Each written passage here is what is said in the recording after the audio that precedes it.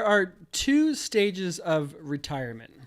There is the stage of retirement where we want to live in Palm Springs. We want to have our three French bulldogs, and we want to sit poolside drinking cocktails next to our Audi with our hot husband next to us. And that's and the hot pool boy. And the hot boy who comes every day to clean out the pool because you're dirty bitches.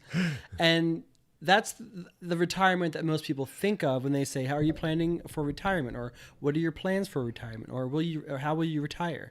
But then there's the other stage of retirement that's maybe 20, 30 years later where someone's wiping your butt. and not because you can't do it yourself. Not because you want them to do it, but because you can't do it yourself. You can't do it yourself. Someone's wiping your butt, and that's the stage of retirement that most of us don't think about. But it's a stage of life we're all gonna get to. If anybody has had a grandparent or Right. an older aunt or an uncle pass away, you know that stage of life has happened before, and it is inevitable. It is coming your way. Yeah. And that stage of retirement is also part of retirement planning. My very first job after I graduated from high school, for the first, I think probably about 4 or 5 months after I graduated high school, two other guys that I went to church with, the three of us were 24-hour care for an older man who was at that point 92, and literally that was our job. We were there 8 hours a day, and we were there to make sure that he was fed. He was living in his home, but we were there to make sure that he was fed, that he didn't fall down, that he had somebody to literally wipe his butt and shower him. That was my job, right? And the reality, like John said, unless we die in our sleep or do the Dr. Kevorkian, we will all eventually get there, whether it's because our bodies are failing or because our minds are failing. Right? At some point, we will get there. Right. So that's why it's not a pretty picture. Today's question is, where do you plan to live when you're 80 years old, when you're at that very later stage of your life? How are you going to be taken care of? Well, when we think about retirement, we often don't think about those later years, right? We just think of golfing in Palm Beach or wherever people golf, I guess. I think a lot of us, we have this kind of upper boundary of retirement when we think of the Golden Girls, right? We don't really think about what happened to Blanche and crap, I'm forgetting all their names now. Blanche, Rose, Dorothy, Sophia. Thank you very much. God, horrible game. What happened to all of them after the show ended, right? There was that point of time when we didn't the Golden really want to Palace watch didn't last for more than a season, did it? Right. So we didn't get to see that later point. So on episode 58 of the Queer Money podcast, which corresponds with episode 58 of the Queer Money follow-up season. Of course you know that little pull of trivia about non-essential, useless knowledge John has. The title of that particular episode was LGBT Assisted Living in America, and we interviewed Tony Ramos, who is a real estate assisted living investor in the Denver metro area.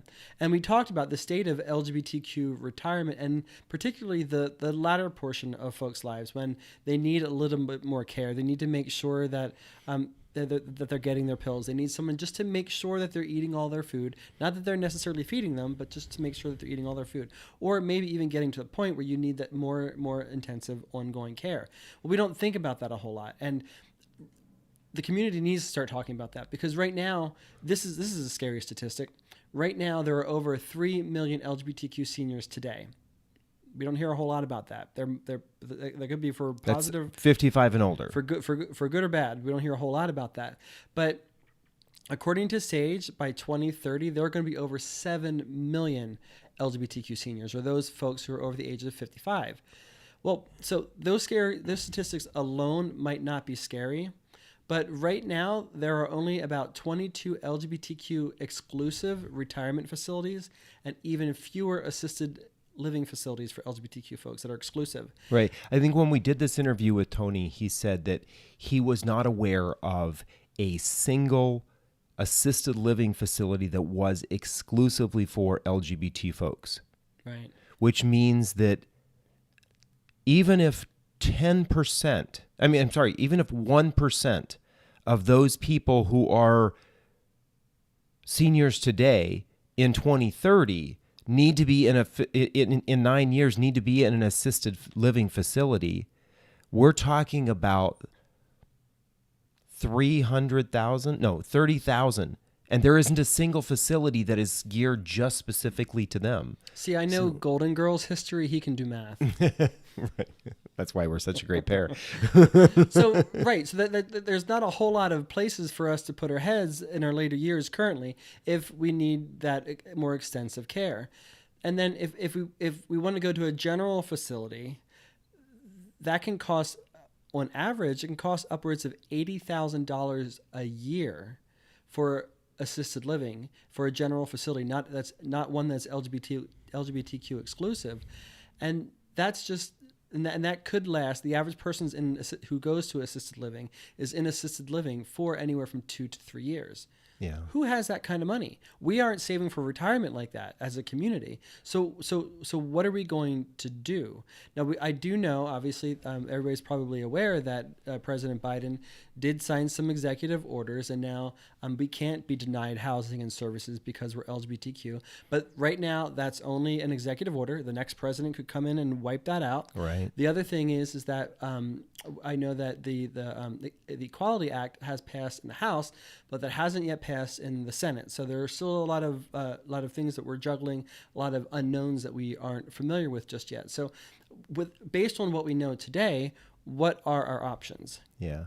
Well, I think that what's interesting, or what we should maybe be thinking about here, is really what is on the horizon for the queer community. What's on the horizon for us as individuals, right? If you're looking toward retirement, say in the next couple of years, well, then you really should be thinking about what is going to happen when I need to be in this kind of facility. Where do I want to go? How much is it Deborah going Bennett says here that she's going to stay at the Holiday Inn. I want to go to that Holiday Inn. Let me know what the address is. Exactly. We're just going to take over a couple of hotels, right? But it's a grill queer bar for hotels for assisted living. Exactly. But what's interesting is you can stay at a hotel, but they're not going to come and wipe your butt, right? I mean, the reality is that you may get to, and one of the things that Tony was talking about is a lot of people who are in these assisted care facilities are individuals who do need this for various disabilities. He was talking about how his particular facility, there were several people there who have, Parkinson's? Yeah, Parkinson's. And we know that there's a higher percentage of individuals in the LGBT community who are on disability, which means that our population of queer folks need even more of this than the general population, and there aren't those facilities, which means that we need to figure out how to prepare. How do I prepare for something like this? What can I do now as I enter retirement? What can I do now as somebody who's in my 40s or 50s? What can I do if I'm in my 20s or 30s? Well, thank you, David. That's a great segue into all the answers. I'll do that softball for you. Right? So what can we do now? Well, as you know, that we've been talking about for now at least 5 years, we've been talking about creating a cash flow system that distributes or can yield you enough money that you need on a month-to-month and a year-to-year basis to be able to subsidize your lifestyle. So in this particular situation, if you're using the $80,000 a year for assisted living as your benchmark, you would want to have a cash flow system that could generate you $80,000 a year. Well, how do you create that cash flow system? That sounds a little bit arduous. It does sound hard. I'm not saying that it's easy, but it's totally possible, and lots of people do it over and over again.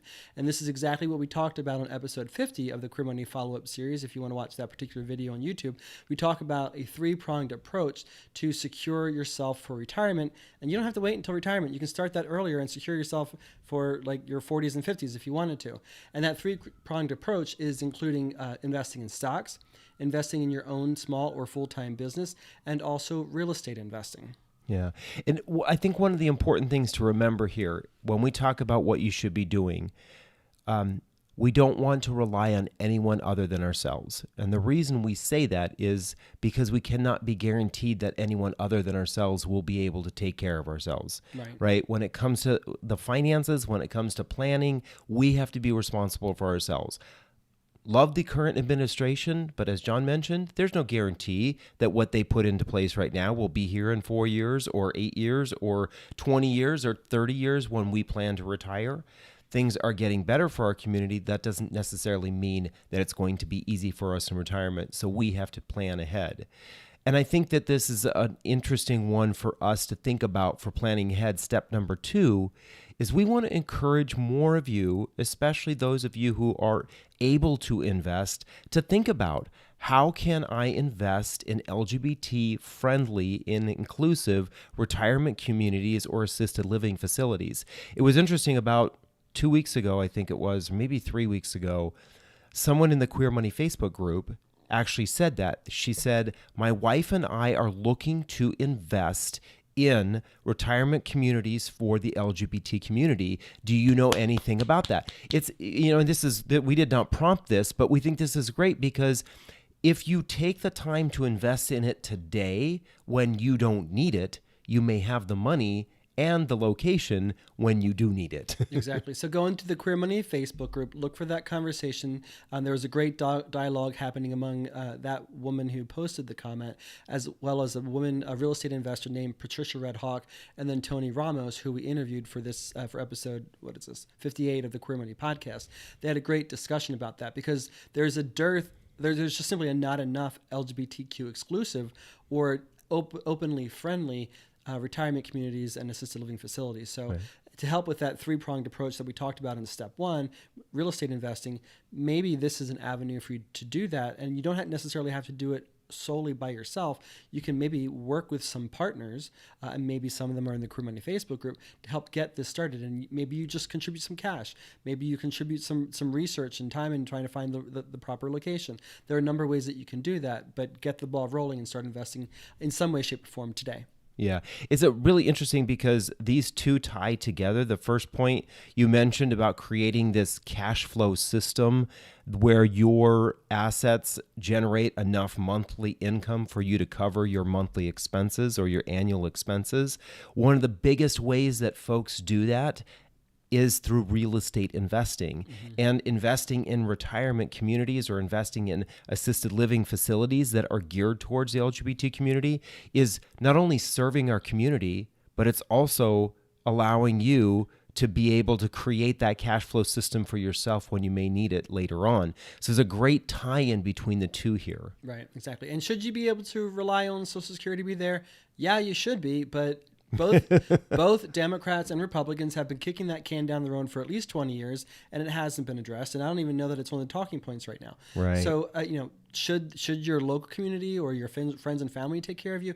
In a perfect world, yes. But as David said, we can't necessarily rely on that. So we need to sort of take this responsibility ourselves. And then if we have those extra support systems when we get there, all the more better. Right. But at least you have some level of security, right, where you're going to rest your head. And I guess that's a good point. Where would you rather be?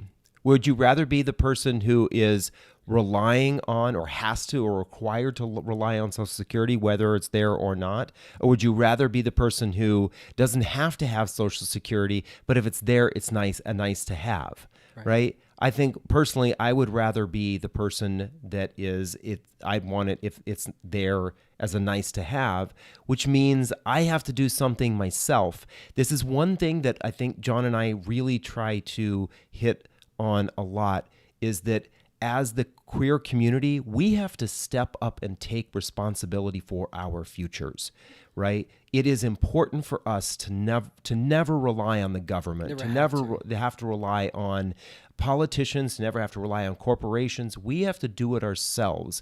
We are empowered, right? We can do this ourselves. We need to stop pretending that we're going to have this Prince Charming or Princess Charming come riding in on a white horse to take care of us. It's our responsibility. We can do it. We should do it. The way I'm looking at it is you and I are going to have enough investments to yield us the minimum that we need to live very well and comfortably month to month, and that any Social Security income that we get will pay for my liquor cabinet. And his Frenchies. All right. Step number 3 in this 4-pronged process to make sure you're prepared for the later stages of retirement. We just recently talked about this on episode 54 of the Career Money Follow-Up series, and that is to get married. We actually, just since we recorded that particular episode 54, so 4 days ago, look at that, my math. 4 days ago, we actually have received 2 emails from different individuals who said they are not married. It's something that they're considering doing.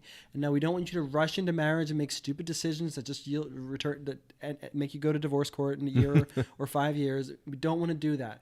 But I think our community needs to think seriously about marriage because of if for no other reason than the love, then is the thousands of laws that are that the benefits that come with being married, 2 of which include the Social Security survival and spousal benefits that you're already contributing to as an employer, as an employee.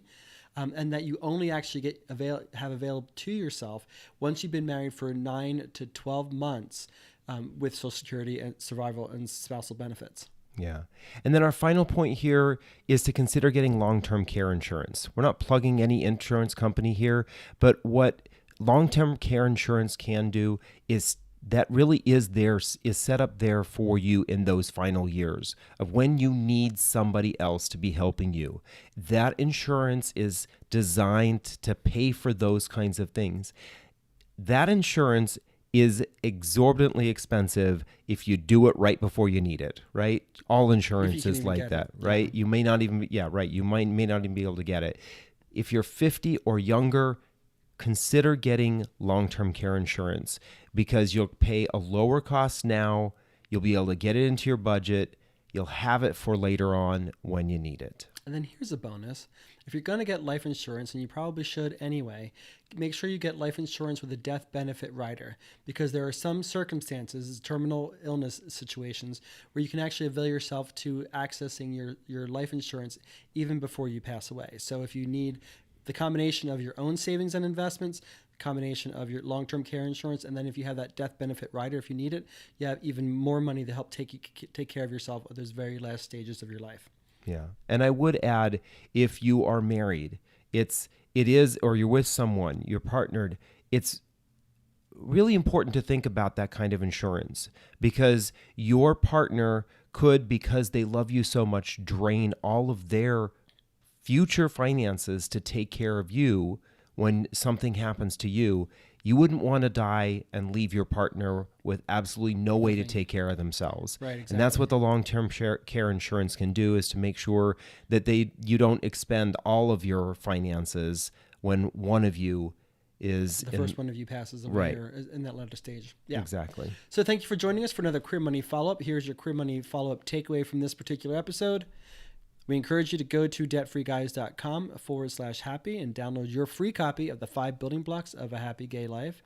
And then because we love the discussion, please let us know where you plan on retiring, where you hope to be at the age of 80, 85, 90.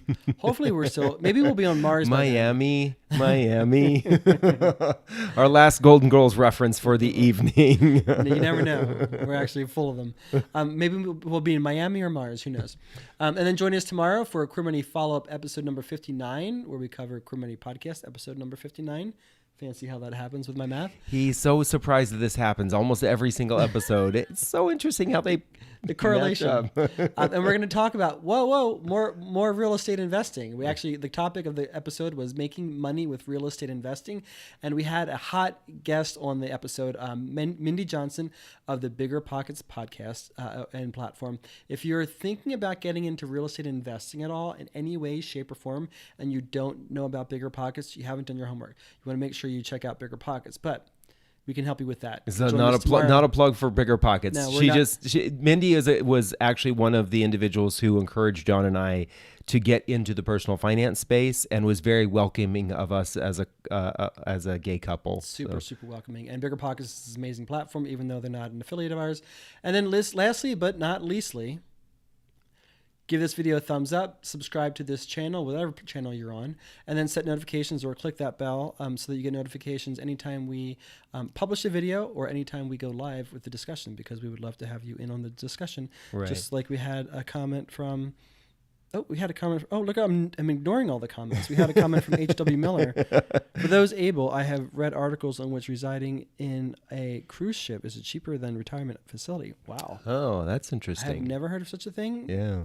I would be up for it. David does not like cruises. And Well, I've never been on one, so I can't say that I would like it or don't like it. I just don't have a desire to do one. Right now in my life, I just don't have the we have desire. to find the right boat to ship him out on. Yeah, exactly. Thanks for the comments, guys. We appreciate it. We love having them. So we'll see you tomorrow.